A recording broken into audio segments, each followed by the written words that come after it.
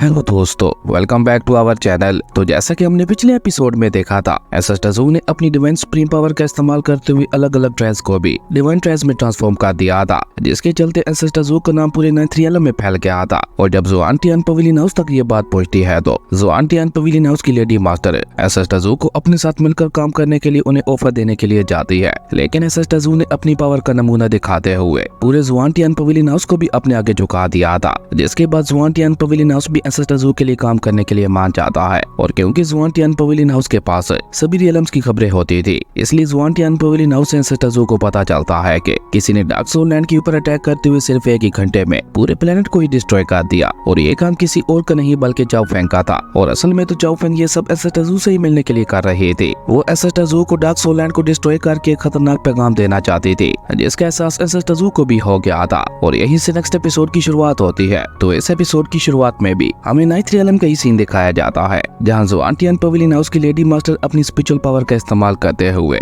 एक एक करके सभी प्लैनेट्स के अंदर से सारी खबरों को कलेक्ट कर रही थी। और सभी खबरों को कलेक्ट करने के बाद उसकी एनर्जी वापस स्पेस से होते हुए डाउचिंग सिटी के अंदर मौजूद उस लेडी मास्टर ज़ुआन के पास ही आ जाती है। असल में नाइन्थ रियलम के हर एक प्लेनेट में ज़ुआन टियान पवेलियन हाउस की एक ब्रांच मौजूद थी, जो कि अपने अपने प्लेनेट को अच्छी तरह से इन्वेस्टिगेट करते हुए उसकी हर एक खबर अपने पास रखा करते थे। और क्योंकि हाल ही में एक बहुत बड़ा हादसा हुआ था, जो कि और कोई नहीं बल्कि डार्क लैंड के डिस्ट्रॉय होने का ही था, इसलिए ज़ुआन टियान पवेलियन हाउस की सभी ब्रांचेस अपने अपने प्लेनेट में उस बात की इन्वेस्टिगेट कर रही थी। इसलिए लेडी मास्टर ज़ुआन ने सभी प्लेनेट से न्यूज को इकट्ठा किया था, जो कि एनर्जी के रूप लेते हुए एक छोटी सी बॉल में ट्रांसफॉर्म हो गया था। जिसे देखकर लेडी मास्टर ज़ुआन वहाँ पे एक डेविल स्माइल करते हुए कहती है, इस स्पिरिचुअल बॉल के अंदर हमारी ज़ुआन टियान पवेलियन हाउस की सभी ब्रांचेस की न्यूज मौजूद है। और जहाँ तक मेरा अंदाजा है, इसके अंदर हमें डार्क सोल लैंड के डिस्ट्रॉय होने की भी खबर मिलने वाली है कि डार्क सोल लैंड को डिस्ट्रॉय करने के पीछे किसका हाथ था। और ये कहकर लेडी मास्टर ज़ुआन वहाँ पे अपनी स्पिरिचुअल पावर का इस्तेमाल करते हुए उस बॉल के अंदर मौजूद सभी न्यूज को देखने लगती है, लेकिन उस बॉल के अंदर डार्क सोल लैंड को किसने डिस्ट्रॉय किया इसके रिलेटेड कोई भी खबर मौजूद नहीं थी। जो जानकर तो लेडी मास्टर ज़ुआन को भी वहाँ पे एक बहुत बड़ा झटका लगता है। इसलिए वो वहाँ पे हैरान होते हुए कहती है कि आखिर ऐसा कैसे हो सकता है, हमारे ज़ुआन टियान नामी पोर्टल के अंदर भी डार्क सोल लैंड के रिलेटेड कोई भी खबर नहीं है। ये तो बहुत ही ज्यादा अजीब बात है, क्योंकि ऐसा कुछ आज से पहले तो कभी भी नहीं हुआ। अपनी बड़ी बहन की ये बात सुनकर उसका छोटा भाई टियान वहाँ पे कुछ सोचते हुए कहता है कि किसी पर्सन ने सिर्फ एसएस टज़ू को चैलेंज करने के लिए पूरे डार्क सोल लैंड को डिस्ट्रॉय कर दिया, जिससे एक बात तो साफ साफ साबित होती है कि डार्क सोल लैंड को डिस्ट्रॉय करने वाला पर्सन कोई आम पर्सन नहीं है। जरूर वो पर्सन एसएस टज़ू की तरह बहुत ज्यादा ताकतवर होगा, क्योंकि सिर्फ एक घंटे के अंदर अंदर पूरे डार्क सोल लैंड को डिस्ट्रॉय कर पाना किसी इमॉर्टल डार्क कल्टीवेटर का काम तो बिल्कुल भी नहीं है। अपने भाई टियान की ये बात सुनकर लेडी मास्टर ज़ुआन को वहाँ पे काफी ज्यादा गुस्सा आता है, और वो वहाँ पे उसी स्पिरिट बॉल की मदद से गुस्से से वहाँ पे अपनी सभी ब्रांचेस को आदेश देते हुए कहती है कि डार्क सोल लैंड को डिस्ट्रॉय करने के पीछे किसका हाथ है, उसके बारे में पता लगाने की कोशिश करते रहो। और तुम लोगों को कुछ भी करके आज के आज ही उसके बारे में पता लगाना ही होगा। और ये कहते हुए बेचारी लेडी मास्टर ज़ुआन भी वहाँ पे सोच में पड़ जाती है। खैर, उसके बाद सीन चेंज होता है। ड्रैगन एंड टाइगर हॉल के मेन हॉल का सीन दिखाया जाता है, जहाँ पे एसएस टज़ू अपने हेल गॉड वाले सिंहासन के ऊपर बैठे हुए आराम फरमा रहे थे। इसी बीच हम देखते हैं कि लेडी मास्टर ज़ुआन भी वहाँ पे पहुंच जाती है, जो कि अभी भी वहाँ पे काफी ज्यादा नर्वस दिखाई दे रही थी। वो वहाँ पे थोड़ा परेशान होते हुए अपने मन में कहती है कि एसएस टज़ू ने मुझे पहला काम सौंपा था, और मैं उनका ये छोटा सा काम भी पूरा नहीं कर पाई। और अब अगर मैं यहाँ पे एसएस टज़ू को बताती हूँ कि मैं उनका काम करने में नाकाम हो गई हूँ, तो ये हमारे पूरे ज़ुआन टियान पवेलियन हाउस के लिए कितनी ज्यादा शर्मिंदगी की बात होगी। लेकिन ये बात मैं एसएस टज़ू से छुपा भी तो नहीं सकती, इसलिए मुझे कुछ भी करके उन्हें इस सब के बारे में बताना ही होगा। और यही सोचकर लेडी मास्टर ज़ुआन वहाँ पे हिम्मत जुटाते हुए सीधा एसएस टज़ू के सामने आके खड़ी हो जाती है, और एसएस टज़ू को ग्रीट करते हुए उन्हें वहाँ पे बताती है, एसएस टर प्लीज मुझे माफ कर दीजिएगा, लेकिन मैं उस पर्सन को ढूंढने में नाकाम हो गई जिसने डार्क सोल लैंड को डिस्ट्रॉय करते हुए आपको चैलेंज किया था। और ये कहकर लेडी मास्टर ज़ुआन वहाँ पे अपना सर भी झुका लेती है, जो देखकर एसएस टज़ू वहाँ पे कोल्ड टून में उससे कहते हैं, लेकिन तुम उस पर्सन को ढूंढ क्यों रही हो। अब एसएस टज़ू की ये बात सुनकर लेडी मास्टर ज़ुआन को वहाँ पे एक बहुत बड़ा झटका लगता है, क्योंकि उसे वहाँ पे लगा था कि एसएस टज़ू को उसी पर्सन की तलाश होगी, जबकि एसएस टज़ू को तो यहाँ पे उस पर्सन की कोई परवाह ही नहीं थी। जो देखकर लेडी मास्टर ज़ुआन अचानक वहाँ पे अपना सर ऊपर उठाकर एसएस टज़ू से सवाल करते हुए पूछती है, एसएस टर क्या वाकई आप उस पर्सन को नहीं ढूंढना चाहते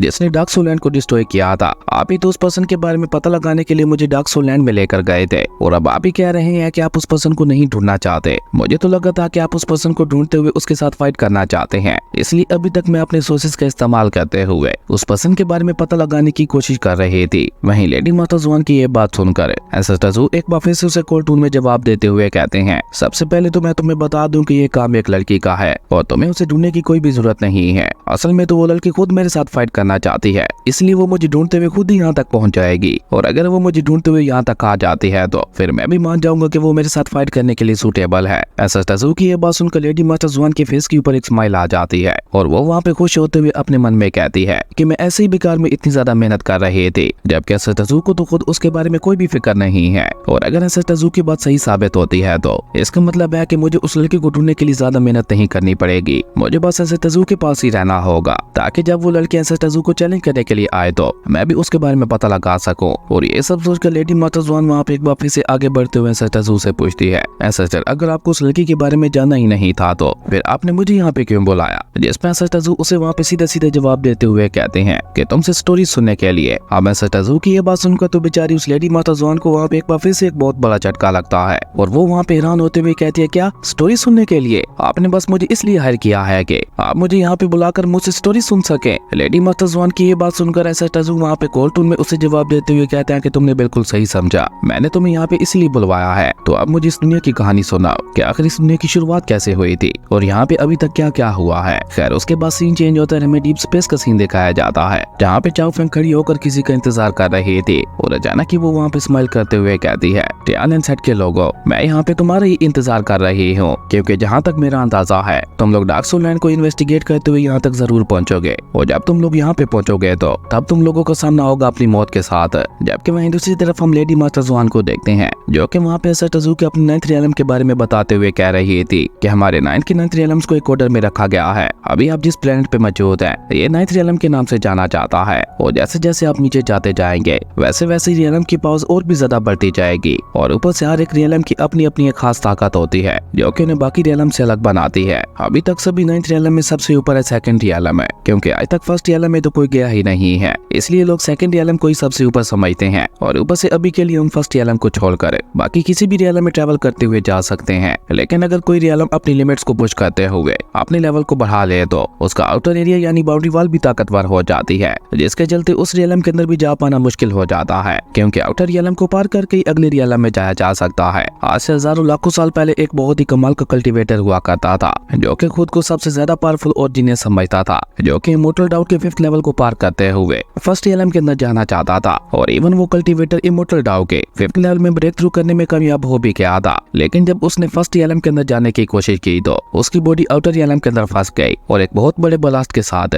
उस कल्टीवेटर की पूरी बॉडी वहाँ पे एक्सप्लोड हो गई थी। उसके बाद तो आज तक किसी ने भी 1st रियलम के अंदर जाने की कोशिश नहीं की। जबकि वहीं दूसरी तरफ हम दोबारा चाओ फेंग को देखते हैं जो कि अभी तक भी वहाँ पे डीप स्पेस के अंदर बैठे हुए टियानन सेट के लोगों के ही आने का इंतजार कर रहे थे। लेकिन हर एक गुजरते पल के साथ उसका गुस्सा वहाँ पे और भी ज्यादा बढ़ता जा रहा था। वो अचानक ही वहाँ पे अपने आसपास मौजूद बड़ी बड़ी चट्टानों के ऊपर अटैक करते हुए गुस्से से कहती है, मुझे यहाँ पे उनका इंतजार करते हुए इतनी ज्यादा देर गुजर चुकी है लेकिन वो लोग अभी तक भी यहाँ पे क्यों नहीं आए? पहले तो उन्हें हर एक मैटर के बारे में इन्वेस्टिगेट करने में बहुत ज्यादा जल्दी रहती थी लेकिन मुझे लगता है वो लोग इस मैटर को सीरियस ले ही नहीं रहे। लेकिन ऐसा कैसे हो सकता है? ये मैटर कोई छोटा मैटर तो है नहीं जिसे वो लोग ऐसे ही इग्नोर कर दें। जबकि वहीं दूसरी तरफ हम लेडी मास्टर जुआन को देखते हैं जिसने 9th रियलम के ओरिजिन के बारे में ऑलमोस्ट एसेस्टजू को सब कुछ बता दिया था। जो सब कुछ सुनने के बाद एसेस्टजू वहाँ पे थोड़ी देर के लिए शांत हो जाते हैं और अचानक ही वो वहाँ पे लेडी मास्टर जुआन से अगला सवाल करते हुए पूछते हैं, तो आप मुझे 1st रियलम के बारे में बताओ जितना भी तुम्हें उसके बारे में पता है। एसेस्टजू की ये बात सुनकर लेडी मास्टर जुआन उन्हें वहाँ पे जवाब देते हुए बताती है कि 1st रियलम को आज तक किसी ने भी नहीं देखा,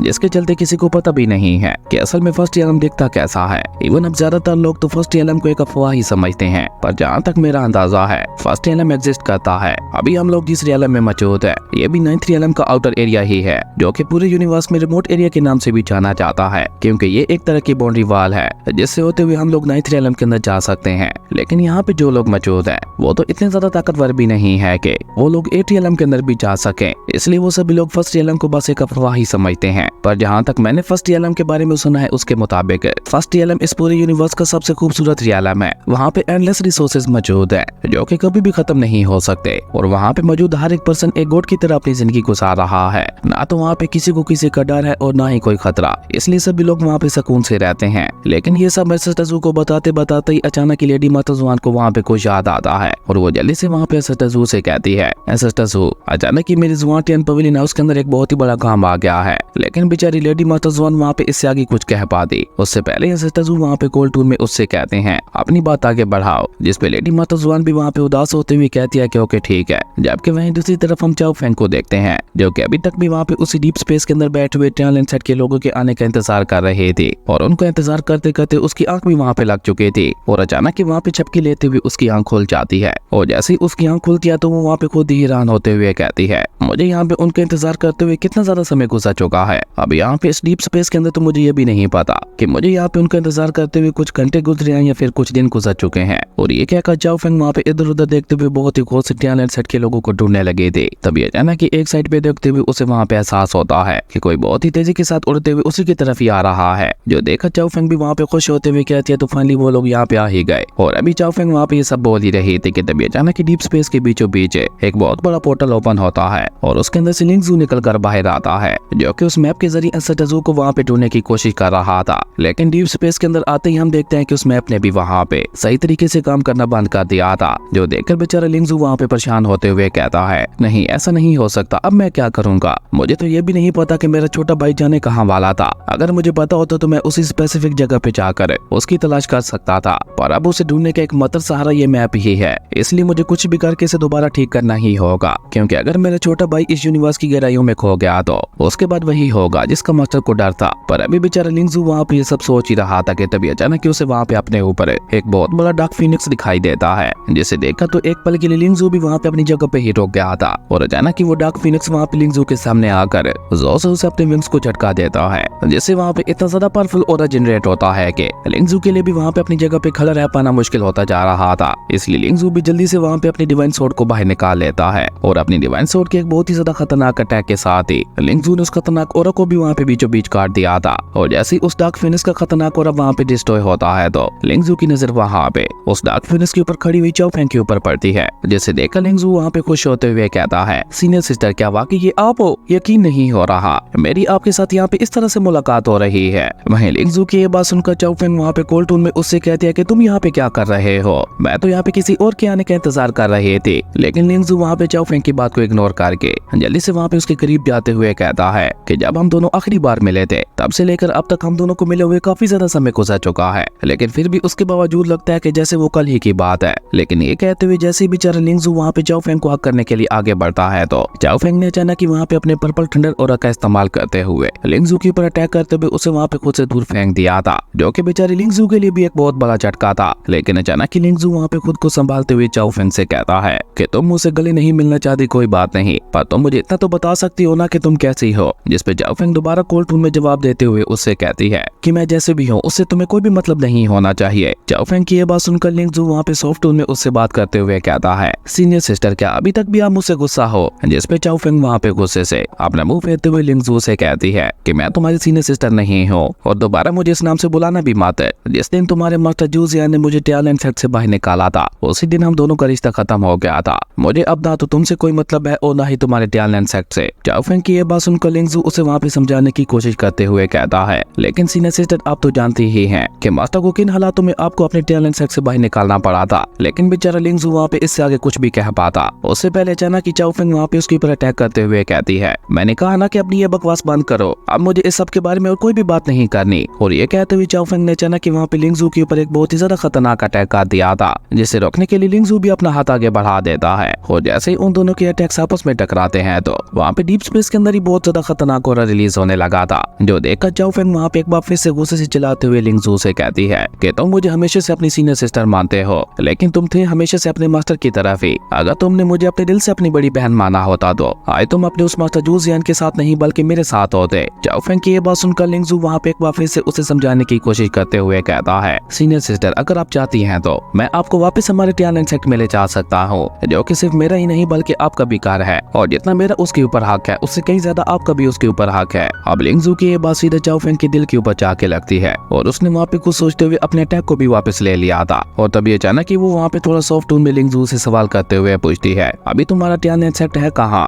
चाओ फेंग की ये बात सुनकर तो लिंगजू वहाँ पे बहुत ही ज्यादा खुश हो जाता है, क्योंकि उसे वहाँ पे लग रहा था कि शायद चाओ फेंग का गुस्सा वहाँ पे शांत हो गया है। इसलिए वो जल्दी से वहाँ पे चाओ फेंग को जवाब देते हुए बताता है कि अभी के लिए हमारा टाइलैंड सेट 9 रियलम के अंदर मौजूद है और वो दिखने में भी बिल्कुल वैसा ही है जैसा कि हमारा पुराना टाइलैंड सेट हुआ करता था। इसलिए जब आप वहाँ पे जाओगे तो आपको वहाँ पे अपने पुराने घर वाली ही फीलिंग आने वाली है। लिंगजू की ये सारी बातें सुनकर चाओ फेंग वहाँ पे एक बार फिर से अपना मुंह मोड़ लेती है, जो देखकर बेचारा लिंगजू वहाँ पे उदास होते हुए अपनी बड़ी बहन से कहता है, सीनियर सिस्टर प्लीज एक बार मेरे साथ चल के हमारे टैलेंट सेट को देखिए तो सही। लिंगजू की ये बात सुनकर चाओ फेंग वहाँ पे कोल्ड टून में उससे कहती है, ओके ठीक है, मुझे अपने नई टैलेंट सेट का रास्ता दिखाओ। अब अपनी बड़ी बहन चाओ फेंग की ये बात सुनकर तो लिंगजू वहाँ पे इतना ज्यादा एक्साइटेड हो जाता है कि वो जल्दी से चाओ फेंग के पास जाते हुए उससे कहता है कि ये तो बहुत ही अच्छी बात है कि आप मेरे साथ वापस आने के लिए मान गई हैं। और ये कहकर लिंगजू वहाँ पे चाओ फेंग से कहता है, सीनियर सिस्टर क्या आपको पता है कि इन बीते हजारों सालों में हमारे टैलेंट सेट के साथ क्या क्या हुआ। हमारे टैलेंट सेट के ऊपर काफी सारी मुसीबतें आई, जिसके चलते हमारे टैलेंट सेट में काफी कुछ चेंज भी हो चुका है। और ये कहकर लिंगजू वहाँ पे स्माइल करते हुए चाओ फेंग से कहता है कि जब मैं छोटा हुआ करता था तब आप मुझे नई नई और अलग अलग कहानियां सुनाया करती थी,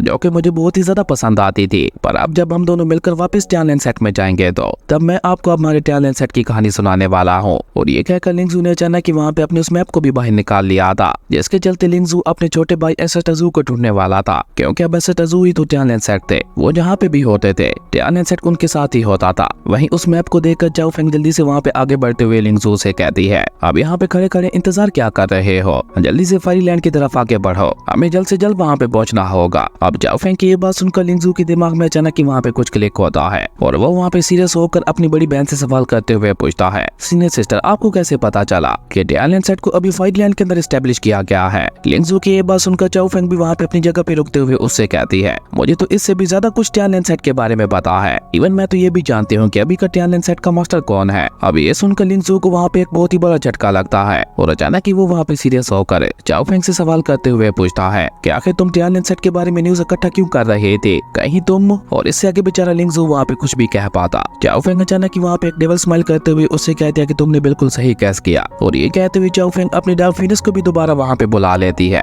और ऊपर से वहाँ पे बहुत ही चालाकी के साथ लिंगजू के हाथों से उस मैप को लेते हुए कहती है कि ये मैप मुझे दे दो ताकि मैं और भी जल्दी से तुम्हारे टैलेंट सेट को डिस्ट्रॉय कर सकूं। और ये कहते हुए चाओ फेंग वहाँ पे अपनी डार्क फिनिक्स के साथ बहुत ही तेजी से उड़ते हुए फायरलैंड की तरफ भी जाने लगी थी। और भले ही लिंगजू को वहाँ पे अपनी सीनियर सिस्टर से बहुत ही ज्यादा प्यार था और अब उसे यहाँ पे अपनी बड़ी बहन और छोटे भाई में से किसी एक को चुनना था, इसलिए वो अपने छोटे भाई एसएसटजू को ही चुनता है, क्योंकि at the end of the day लिंगजू को सबसे ज्यादा प्यार अपने छोटे भाई एसएसटजू से ही था। इसलिए अचानक लिंगजू वहाँ पे अपनी डिवाइन सोर्ड को बाहर निकाल कर पीछे से ही अपनी सीनियर सिस्टर चाओ फेंग के ऊपर अटैक कर देता है। और अपनी तरफ आते हुए इतने ज्यादा पावरफुल अटैक को देखकर चाओ फेंग वहाँ पे कोल्ड टून में उससे कहती है कि आखिर तुम्हारी हिम्मत कैसे हुई अपनी ही बड़ी बहन के खिलाफ एक्शन लेने की। और ये कहकर चाओ फेंग ने वहाँ पे एक बार फिर से अपने पर्पल थंडर ऑरा का इस्तेमाल करते हुए चाओ फेंग के उस अटैक को वहाँ पे बहुत ही इजीली डिस्ट्रॉय कर दिया था। दोस्तों आप लोगों को क्या लगता है कि लिंगजू यहाँ पे ये सब अपनी बड़ी बहन की जान बचाने के लिए कर रहा है या फिर एसएसटजू की जान बचाने के लिए? क्योंकि एसएसटजू की खतरनाक पावर से लिंगजू अच्छी तरह से वाकिफ था और वो ये बात भी अच्छी तरह से जानता था कि अगर उसके छोटे भाई ने एक चुटकी भी बचा दी तो उसकी बड़ी बहन की एग्जिस्टेंस ही इस वर्ल्ड से खत्म हो जाएगी। अब ये दो पॉसिबिलिटीज है, आप लोगों को क्या लगता है कि लिंगजू यहाँ पे किसको किससे बचाना चाहता है? नीचे कमेंट करके जरूर बताना। वहीं अपने अटैक को बेकार जाते हुए देखकर लिंगजू वहाँ पे एक बार फिर से एक बहुत ही ज्यादा खतरनाक अटैक को क्रिएट करते हुए चाओ फेंग से कहता है कि चाहे कुछ भी हो जाए लेकिन मैं तुम्हें हमारे टैलेंट सेट को डिस्ट्रॉय नहीं करने दूंगा। और ये कहकर लिंगजू ने वहाँ पे अपनी डिवाइन सोर्ड का इस्तेमाल करते हुए वहाँ पे हजारों की तादाद में मल्टीपल स्पिरिचुअल सोर्ड्स को क्रिएट कर लिया था, जिसका इस्तेमाल करते हुए लिंगजू ने सीधा वहाँ पे चाओ फेंग के ऊपर हमला करना भी शुरू कर दिया था, जिससे चाओ फेंग वहाँ पे बहुत ही तेजी के साथ मूव करते हुए बचती जा रही थी। और इस मौके का फायदा उठाकर लिंगजू खुद भी वहाँ पे उसके ऊपर हमला करने के लिए आगे बढ़ता है, पर चाओ फेंग जंप करते हुए खुद तो वहाँ पे साइड पे हो जाती है, लेकिन उसका बेचारा डार्क फिनिक्स वहाँ पे नहीं बच पाता और लिंगजू की डिवाइन सोर्ड ने उसे वहीं पे डिस्ट्रॉय कर दिया था। जो देखकर लिंगजू वहाँ पे एक बार फिर से अपने बहुत ही ज्यादा खतरनाक अटैक को क्रिएट करते हुए चाओ फेंग से कहता है, सीनियर सिस्टर चाहे कुछ भी हो जाए लेकिन आज मैं तुम्हें यहाँ से नहीं जाने देने वाला। और ये कहते हुए लिंगजू ने दोबारा वहाँ पे अपनी डिवाइन सोर्ड का इस्तेमाल करते हुए चाओ फेंग के ऊपर अटैक करना शुरू कर दिया था। जो देखकर चाओ फेंग वहाँ पे उसके अटैक को डॉज करते हुए उल्टा वहाँ पे उसकी एक स्पिरिचुअल सोर्ड को पकड़ लेती है, जिसका इस्तेमाल करते हुए चाओ फेंग ने वहाँ पे लिंगजू के ऊपर ही अटैक कर दिया था, जैसे लिंगजू भी वहाँ पे अपनी सोर्ड का इस्तेमाल करते हुए बहुत ही आसानी के साथ रोक लेता है। और उसके बाद वहाँ पे एक बार फिर से खुद बहुत ही तेजी के साथ चाओ फेंग के ऊपर अपनी सोर्ड से अटैक करने के लिए आगे बढ़ता है। और लिंगजू को वहाँ पे इस तरह से अपनी तरफ बढ़ते हुए देखकर चाओ फेंग वहाँ पे एक डेविल स्माइल करते हुए उससे कहती है, तुम अभी तक भी मुझसे काफी पीछे हो। मुझे तो लगा था कि बीते इन हजारों सालों में तुमने काफी कुछ सीख लिया होगा, पर मुझे लगता है मेरे जाने के बाद तुमने अपनी ट्रेनिंग के ऊपर ज्यादा ध्यान नहीं दिया। और ये कहते हुए चाओ फेंग अचानक ही वहाँ पे अपनी ट्रैप फॉर्मेशन को एक्टिवेट करते हुए लिंगजू को अपनी उसी ट्रैप फॉर्मेशन के अंदर ही फंसा देती है। और इस ट्रैप फॉर्मेशन को चाओ फेंग ने उस समय लगाया था जब उसका डार्क फिनिक्स वहाँ पे डिस्ट्रॉय हुआ था, जिसकी भनक बेचारे लिंगजू को भी वहाँ पे नहीं लगी थी। और देखते ही देखते उस ट्रैप फॉर्मेशन ने बेचारे लिंगजू को वहाँ पे पूरी तरह से अपने अंदर फंसा फंसा लिया था। हालांकि लिंगजू उससे बाहर निकलने की कोशिश तो वहाँ पे बहुत ज्यादा करता है, लेकिन इस सब का वहाँ पे कोई भी फायदा नहीं हो रहा था। और ऊपर से चाओ फेंग वहाँ पे उस ट्रैप फॉर्मेशन के चारों तरफ एक और पर्पल थंडर ऑरा का इस्तेमाल करते हुए एक पर्पल सील भी बना देती है, जिसके चलते तो अब लिंगजू को उस फॉर्मेशन से बाहर निकल पाना और भी ज्यादा मुश्किल हो गया था। जो देखकर लिंगजू वहाँ पे खुद को शांत करके अपनी बड़ी बहन चाओ फेंग के पास आते हुए उससे कहता है, तुम जानती भी हो कि आखिर तुम क्या करने जा रही हो। जो देखकर चाओ फेंग वहाँ पे एक डेविल स्माइल करते हुए अपने छोटे भाई से कहती है कि तुम्हारे मास्टर जू जियान ने मेरी ग्रीटिंग्स को इग्नोर किया था, जिसके बदले में मैं आज उसके पूरे टैलेंट सेट को ही डिस्ट्रॉय कर देने वाली हूँ। और ये कहकर चाओ फेंग अचानक कि वहाँ पे उस मैप को बाहर निकालते हुए उससे टैलेंट सेट का पता पूछती है। जो सुनकर वो मैप भी वहाँ पे टैलेंट सेट की लोकेशन दिखाने लगा था। जो देखकर चाओ फेंग वहाँ पे एक बार फिर से डेविल स्माइल करते हुए अपने छोटे भाई लिंगजू से कहती है, क्या तुम्हारे टैलेंट सेट का नया मास्टर भी मास्टर जू जियान की ही तरह घमंडी है। जिसपे लिंगजू उसे वहाँ पे कोई भी जवाब नहीं देता। जो देखकर चाओ फेंग वहाँ पे डेविल स्माइल करते हुए उससे कहती है, कोई बात नहीं, मैं तुम्हारे उस नए मास्टर को भी तुम्हारे टैलेंट सेट के साथ ही डिस्ट्रॉय कर दूंगी। और ये कहते हुए चाओ फेंग बहुत ही तेजी के साथ वहाँ से टैलेंट सेट की तरफ ही निकल जाती है। जो देखकर लिंगजू वहाँ पे पीछे से चलाते हुए उसे रोकने की कोशिश कर रहा था, लेकिन चाओ फेंग तो वहाँ पे उसकी कोई भी बात नहीं सुनती। और इसी कमाल के सीन के साथ हमारी अमेजिंग एपिसोड यहीं पे खत्म हो गया था। दोस्तों, वीडियो को एंड करने से पहले मैं आपको एक और नई कमाल की सीरीज के बारे में बताना चाहता हूँ, जो कि कल ही मैंने अपने चैनल के ऊपर अपलोड की है। उस सीरीज की स्टोरी बहुत ही ज्यादा कमाल की है, जो कि आपको बहुत ज्यादा पसंद आने वाली है। इसलिए अगर अभी तक आपने उसे नहीं देखा तो उसका लिंक आपको नीचे कमेंट बॉक्स में मिल जाएगा, तो आप वहां से जाकर उसे भी एक बार जरूर से देख लेना। अगर आपको ये वीडियो अच्छी लगी तो लाइक कर दें, और अगर चैनल पे नए आए हो तो सब्सक्राइब करते जाना। तो मिलता है एक न्यू वीडियो में, तब तक के लिए बाय।